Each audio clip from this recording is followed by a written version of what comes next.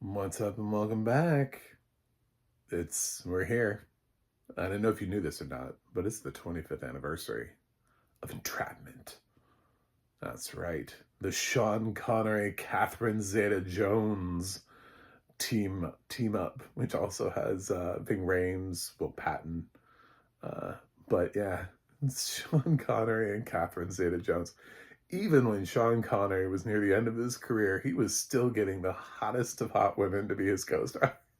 Just like the age gap here is insane. But like, didn't he win? I feel like somewhere along the way in the 90s, I distinctly remember him still winning Sexiest Man Alive. And I think that was part of like the Barbara Walters interview where he made the comment about how he's like, a woman needs to be hit every once in a while. just to keep her. It's just like, what? Um, yeah, so Sean Connery. We're close to the end of Sean Connery's career, but unfortunately, we're not quite there. So this might be the last. Is this the last good movie that he made? Might be. Because I can't. I mean, like, I feel like he had to have made something between this and The League of Extraordinary Gentlemen, but maybe not. Maybe I have completely forgotten whatever that film would be that was in there. But I know after League of Extraordinary Gentlemen, he was just like, well, fuck, you know, I'm out. He liked where films were going. It's a pretty sort of like legendary story. The one thing you're gonna learn something today on my channel. Um, so the one thing that you're gonna learn about this is that Sean Connery was offered a series of roles that turned out that he didn't understand the script and he thought they were stupid. And so he passed on them and the movie turned out to be a hit. So he was offered Morpheus in The Matrix before Lawrence Fishburne. He turned it down because he thought he didn't understand it, so he thought it was stupid, and he passed on it. And Matrix ended up being a huge success, and ended up obviously it opened the same year as Entrapment, and banner box office. Right, he had also been offered, right after that, he was offered Gandalf in Peter Jackson's Lord of the Rings trilogy. He turned that down because he thought it was stupid. He didn't understand it. So then Lord of the Rings comes out like the next year and just like blows up at the box office in like 2001 or whatever. And he's just like, you know what? Fuck it, whatever. So he has a script for League of Extraordinary Gentlemen that he doesn't understand it. He thinks it's stupid, but he does it anyway. The film bombs, and so he quits acting. So um, you know, if he there's a very different world in which Sean Connery had been acting for like you know throughout the rest of the 2000s and into the 2010s instead of just retiring and living on his island in the Bahamas. But yeah, I know. Rest in peace, Sean Connery. But it is kind of hilarious. um, Two of the most iconic film roles of the time period, of that little just blank time period, were originally supposed to be Sean Connery, and he passed on both of them. So, yeah, Entrapment. He plays uh, I don't know, a jewel thief, a thief of many things, who we start off at the beginning of the movie and we see somebody who's stealing something. It's a painting, and then they leave Elvis, and it's like Elvis hasn't left the building or whatever as their calling card, and they get the thing out, and we cut to Catherine Zeta-Jones, who's some sort of investigator of stolen things, employed by Will Patton's character, and I believe Michael Rooker makes a small little brief thing here, but it's mostly Will Patton's office, and he's trying to get you know this, and she's like, I think it's Mac. My favorite part of the audio description too is where it goes ahead and describes him as Scottish before he's ever spoken. Like, we have yet to see Sean Connery, and it's like, or hear him speak or anything like that as Mac. And it goes ahead and describes him specifically as Scottish, not white, not not anything else, but Scottish. I was like, that's oddly specific and unnecessary in the audio description. I mean, he is Scottish, but is he always Scottish? Just because he can't lose I'm Sean Connery. And does it make every single role he's ever done instantly Scottish? I don't know. But things we think about. So that was unnecessary. But the rest of it is, I've seen this movie probably more times than you think I have. And I thought the rest of the audio description lined up pretty well. They do this playfulness thing where I think they knew they didn't want to play too much into the romantic angle of this, so there's this weird flirtation thing, but there isn't like a sex scene or anything like that. There's just this like Catherine Zeta-Jones is oddly attracted to Sean Connery, which I think everybody was in 19. I was, everybody was, just like, I don't understand it either, but this dude, is it the voice? It's got to be the voice. There's something going on still with him, and he's pretty old here in this. I also kind of remember him being like not in the greatest shape. So like when he puts on like the slender suits, you can see he's a little pudgy. So not necessarily in the best shape of his life for this role, but it all works up to them stealing this mask, and then they have to break into this other thing. She's got like another plan. Turns out she's the real thief, but she's been playing everybody. But is she playing? It's one of those things where it's like, is the thief playing the thief, or is the thief playing the thief? It's so hard to know. But it could be entrapment.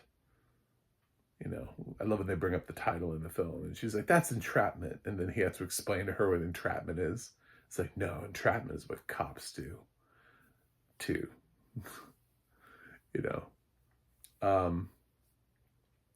So you live in this gray area of wondering, like, ooh, if it's not entrapment, then why is the movie called Entrapment? Because that's very confusing. Wait a minute. Is one of them still going to be, is somebody playing somebody? Is somebody really here a cop? You know, you get, that's the vibe they're trying to sell you the whole time, is that, what is Catherine Zeta-Jones? Is she playing? Who's she playing? What role? What side is she on? Damn it, woman! But, she has all these little scenes where she has to like flirt with Sean Connery. I just feel bad for Catherine Zeta-Jones, but hey, you know what? She ended up with Michael Douglas, who was like 25 years older than her, so maybe she wasn't actually that. I'm not trying to be gross here, but legitimately, like, for a lot of people, this would be gross. Not for me. I like people who are older than me, but probably also not for Catherine Zeta-Jones when you really look at the fact that she ended up marrying Michael Douglas, who is, again, 25 years older than her. So, younger than Sean Connery, but still twice her age. So, mayhaps not as traumatic of an experience for her to flirt with older guy in this. Yeah, so, and what they did Traffic together, like the year after this is when she gets her Oscar nomination for Traffic. So, she's like a year away from being an Academy Award nominee for Traffic. And working with Michael Douglas and finding out what that's like. So, it has Entrapment. You know, I also did an anniversary review of Double Jeopardy, and it's like, has Double Jeopardy stood the test of time? Sort of. You know, I think people who were fans of Double Jeopardy back in the day are still fans of Double Jeopardy today. It's still a fun movie. It's a movie that when you bring up the plot, it's like one of those like lightning in a bottle type things. It doesn't really play like the kind of film that should have been a success, but it was like a runaway success because I guess it just hit with audiences in the right way. Like, they were just like, we can get with this. It's a woman who's been put in this position, and she absolutely deserves to go kill her husband, and we want to watch her do it. Done. Signed, sealed, done. This is Entrapment. It's a movie about art thieves, and starred Catherine Zeta-Jones at sort of like the rising point in her career. She's got Zorro behind her. Um, and Sean Connery is still popular enough at this time that the two of them leading together, this was like an April release. This was around the same time as The Matrix. It did pretty well at the box office. It wasn't The Matrix. Um, so it was good. It feels 90s. It feels very of the 90s. I don't know. I think it stood 25 years. I don't know if it's going to stand 50. You know what I'm saying? Like, I think some of these films are going to start falling off eventually along the way. We'll lose more films that, in that, are they standing the test of time? You know, when you look, the deeper you look back, the fewer titles you can name from each year that have really truly stood the test of time when you go back to like the 30s and 40s. So eventually, when we get that far away, removed from Entrapment, I won't be alive. But when we do, will it still seem, you know, this, I don't know, on the 80th, 75th, 80th anniversary of Entrapment, will people be like, will anybody care? Probably not. But I don't know, for right now, it still feels like it's a film that people could watch and enjoy. I own it on DVD, so obviously I can watch it whenever I want to watch it. And it's just tracking down, you know, if I want to watch it with audio description, finding whatever streamer is having it at the time. So audio description is not that bad for this film too. If it comes around, I just thought it was funny that they instantly referred to him as Scottish. I'm like, why? You know what's funny is they refer to him as Scottish, but they don't refer to Ving Rhames as black. Like, at all. His was never, he's never mentioned. But we got to make sure. I don't think anybody else is mentioned in anything, actually, here. I don't really remember anybody else being like American, white. You know, like, there's no other mention, but we have to know that Sean Connery's Mac is Scottish. It is very important for us to know that. It is integral to the plot of the story for us to know that he's Scottish. So, you know, what are you gonna do? Life choices. So that's how I feel about Entrapment. I enjoy it. I'm not gonna say I'm gonna take it to a desert island, but nostalgia kind of works here for me because I've seen Entrapment again probably more times than you think I've seen it, and I do like it, and I think the twist works.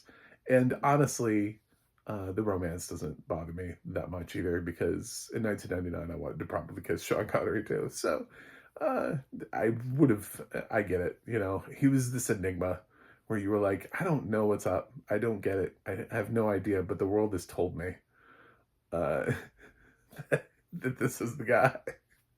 This right here, this is the guy, man. I think it's the voice. Maybe it is the voice. Maybe his voice was just so great. I'm Sean Connery. You know, it's just like, maybe it is. I don't know. Maybe it's just Scottish. Maybe I'm thinking about like who I'm currently attracted to, and maybe it's just a Scottish thing. I don't know. Maybe I just love Scottish accents. I have no idea. But either way, this film works for me still 25 years later. So I'll give Entrapment probably a higher grade than it deserves, but I'm going to give it a B plus. Is it perfect? No, it kind of doesn't age perfectly, but it's fine. It's fine still. I think it still works as a film.